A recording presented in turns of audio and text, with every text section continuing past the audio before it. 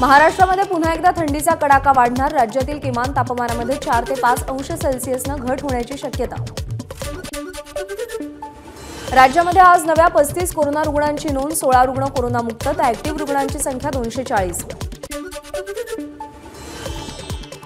आज तिन्ही railway मार्गांवरती mega block. मध्य रेल्वेवरती सीएसएमटी ते विद्याविहार, ट्रान्स हार्बर मार्गावर ठाणे ते वाशी नेरूळ मार्गावर आणि पश्चिम रेल्वेवर अंधेरी ते बोरिवली जलद मार्गावर ब्लॉक असेल।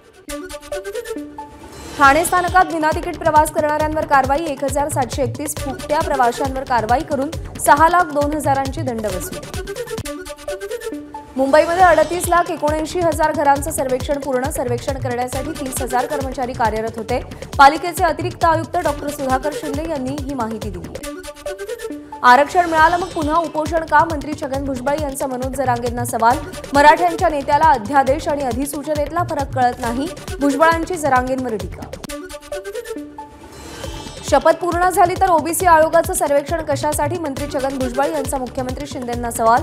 तर खोटी कुणबी प्रमाणपत्र देण्याचं काम सुरू असल्याचा भुजबळांचा आरोप। 16 नोव्हेंबरला आपण मंत्रिपदाचा राजीनामा देऊन 17 तारखेला सभेला गेलो। मंत्री छगन भुजबळ यांचा मोठा गौप्यस्फोट। लाथ मारण्याची गरज नाही, संजय गायकवाडांना उत्तर। छगन भुजबळ यांनी राजीनामा कोणाला दिला? महाराष्ट्राच्या जनतेला मूर्ख बनवू नका। राजीनामा द्यायचा असेल तर त्यांनी राज्यपालांकडे द्यावा। छगन भुजबळ यांच्या राजीनाम्यावर जितेंद्र आव्हाड यांचं वक्तव्य। राजीनामा दिला की नाही याबाबत छगन भुजबळ यांच्याशी आपलं बोलणं झालेलं नाही। त्यांच्या काय भावना आहेत या निश्चितपणे आम्ही जाणून घेऊ। भुजबळांच्या राजीनाम्यावर सुनील तटकरेंचं वक्तव्य। छगन भुजबळांच्या राजीनाम्याची प्रत सुद्धा बाहेर आली नाही, आमदार संजय गायकवाड यांची प्रतिक्रिया। 17 नोव्हेंबरपूर्वीच भुजबळांकडून मंत्रिपदाचा राजीनामा। भुजबळांना राजीनामा मागणाऱ्यांना ही चपराक। भाजप आमदार गोपीचंद पडळकर यांचा टोला।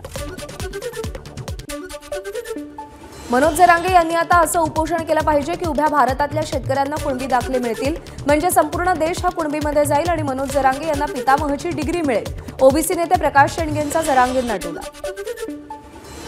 उद्धव ठाकरे आज आणि उद्या सिंधुदुर्ग आणि रत्नागिरीच्या दौऱ्यावर शिवसैनिकांसोबत संवाद साधणार।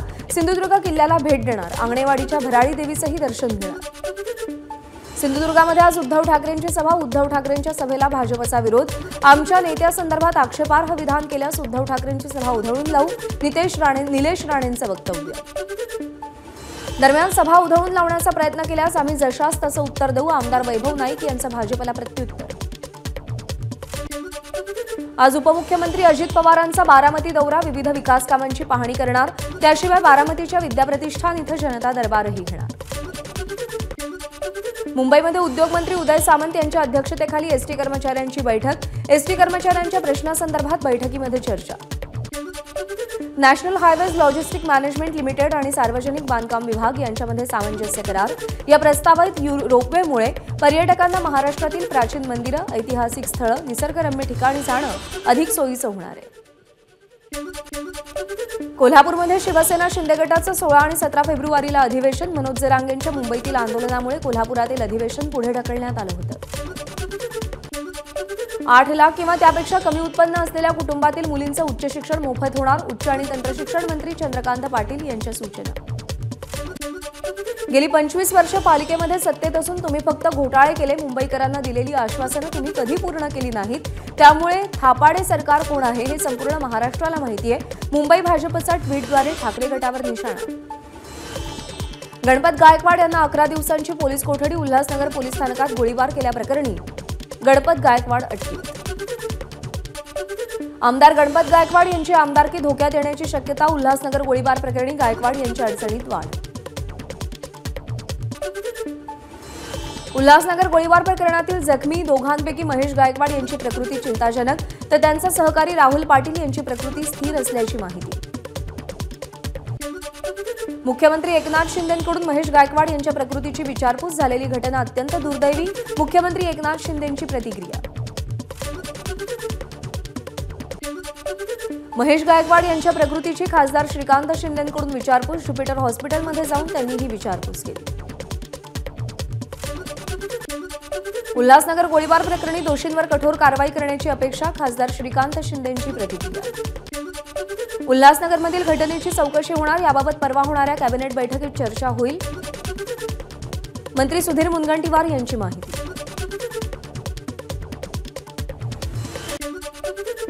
समाजामध्ये दहशत निर्माण होईल असं वातावरण तयार होऊ नये, गणपत गायकवाड यांची चूक असेल तर त्यांच्यावर कारवाई होईल। उल्हासनगरमध्ये गोळीबार प्रकरणावरून भाजपचे प्रदेशाध्यक्ष बावनकुळे यांची प्रतिक्रिया। आमदार म्हणून काम करणाऱ्या लोकप्रतिनिधींनी संयम बाळगणं आवश्यक, मंत्री शंभूराज देसाईंचं वक्तव्य। तर भाजप आणि शिवसेनेत कोणताही तणाव नाही, एका आमदारानं अशा प्रकारची चूक केली तर त्याचा महायुतीवर कोणताही प्रभाव पडणार नाही, शंभूराज देसाईंची प्रतिक्रिया। महाराष्ट्रामध्ये शिंदे सरकार आल्यापासून गुंडराज सुरू, उल्हासनगरच्या गोळीबारावरून रोहित पवारांची टीका। या प्रकरणी गृहमंत्री देवेंद्र फडणवीसांनी राजीनामा द्यावा, रोहित पवारांची मागणी। राज्यामध्ये सत्तेचा गैरवापर केला जातोय, सरकार बघ्याची भूमिका घेत असेल तर राज्य कोणत्या दिशेने जात आहे? उल्हासनगरमधील गोळीबार प्रकरणावरून शरद पवारांचा सरकारवर निशाणा। उल्हासनगरमध्ये झालेला गोळीबार धुसफूस नसून शिंदे फडणवीसांमधील गँगवॉर, ठाकरे गटाच्या उपनेत्या सुषमा अंधारेंची टीका। तर सरकारनं लोकप्रतिनिधी नसून गुंड पाळलेले, अंधारेंचं वक्तव्य। कोणत्याही गैरकृत्याला गृहमंत्री देवेंद्र फडणवीस पाठिंबा देणार नाहीत, उल्हासनगरच्या घटनेवरून सदाभाऊ खोत यांची प्रतिक्रिया। उल्हासनगर गोळीबार प्रकरणी केवळ गृहमंत्रीच नाही तर संपूर्ण सरकार अपयशी, वंचितचे अध्यक्ष प्रकाश आंबेडकरांची सरकारवर टीका। तर या प्रकरणी फडणवीसांशी चर्चा केल्याची आंबेडकरांची माहिती। राजकीय वाद या स्तरावर येणं योग्य नाही, या घटनेचा पक्षाशी काहीही संबंध नाही, वैयक्तिक वादातून सगळा प्रकार, शिवसेना नेते नरेश म्हस्के यांची प्रतिक्रिया। राज्य सरकार म्हणजे गोळीबार करणाऱ्या गुंडांचं सरकार, ठाकरे गटाचे खासदार विनायक राऊत यांची सरकारवर टीका। तर मुख्यमंत्री आणि उपमुख्यमंत्र्यांनी राजीनामा द्यावा, राऊतांची मागणी। कोणत्याही लोकप्रतिनिधींनी कायदा हाती घेणं अपेक्षित नाही, उल्हासनगर गोळीबार प्रकरणावरून भाजप खासदार सुनील मेंढे यांचं वक्तव्य। पोलीस ठाण्यामध्ये गोळीबाराची घटना होणं दुर्दैवी, गृहमंत्री देवेंद्र फडणवीसांनी आपल्या पदाचा राजीनामा द्यावा, काँग्रेस आमदार भाई जगताप यांची मागणी। अंबरनाथ तालुक्यातील द्वारली गावात आमदार गणपत गायकवाड यांनी जमीन हडपण्याचा प्रयत्न केला होता। या प्रकरणी स्थानिक महिलांनी आक्रोश करत गायकवाडांना घेराव घातल्याचा व्हिडिओ व्हायरल। राज्यसभेच्या 6व्या जागेसाठी सर्वांनी श्रीमंत शाहू महाराजांचा विचार करायला हवा, ठाकरे गटाचे खासदार संजय राऊत यांची मागणी। उद्धव ठाकरेंनी आपल्यावर घराणेशाहीचा आरोप करणं म्हणजे हास्यास्पद, राष्ट्रवादी काँग्रेसचे प्रदेशाध्यक्ष सुनील तटकरे यांची टीका। तर उद्धव ठाकरेंनी आपल्यावर घराणेशाहीचा आरोप करण्याचा नैतिक अधिकार त्यांना नाही, तटकरेंची प्रतिक्रिया। महाविकास आघाडीच्या 4ही पक्षांनी 12-12 जागा हा आंबेडकरांचा फॉर्म्युला मान्य करावा, केंद्रीय मंत्री रामदास आठवलेंची प्रतिक्रिया। तर आंबेडकर आघाडीत गेले तरी महायुतीला फटका बसणार नाही, आठवलेंचं वक्तव्य। भारत सरकारच्या राष्ट्रीय सहकारी विकास महामंडळाच्या जनरल काउन्सिलच्या सदस्यपदी भाजपचे नेते हर्षवर्धन पाटील यांची निवड, केंद्रीय सहकार मंत्रालयाची अधिसूचना। जागा वाटपाचा तिढा 9 ते 10 फेब्रुवारी दरम्यान सुटेल, शरद पवारांचं वक्तव्य। तर निवडणूक झाल्यानंतर एकत्रित येण्याची ममता बॅनर्जींची भूमिका, शरद पवारांची माहिती। नाशिकचे मालेगाव म्हणजे मिनी पाकिस्तान, भाजपचे आमदार नितेश राणेंचं वक्तव्य। तर मालेगावच्या नावानं वारंवार असा उल्लेख करणं नितेश राणेंनी टाळावं, मंत्री दादा भुसेंचा सल्ला। नाशिकच्या मालेगावमध्ये खासदार संजय राऊत यांच्या विरोधात मानहानीचा गुन्हा दाखल, मालेगाव न्यायालयामध्ये सुनावणीसाठी राऊत गैरहजर, न्यायालयाकडून नाराजी व्यक्त। भास्कर जाधव यांनी कितीही ओरड केली तरी सुद्धा महाड मतदारसंघातील जनता आपल्यासोबत, आमदार भरत गोगावलेंचं वक्तव्य। गडचिरोली पोलीस दलामार्फत आपला जिल्हा आपला महोत्सवाचं आयोजन, येत्या काळामध्ये गडचिरोली जिल्हा हा नेक्स्ट स्टील ऑफ इंडिया होणार, उपमुख्यमंत्री देवेंद्र फडणवीसांची माहिती।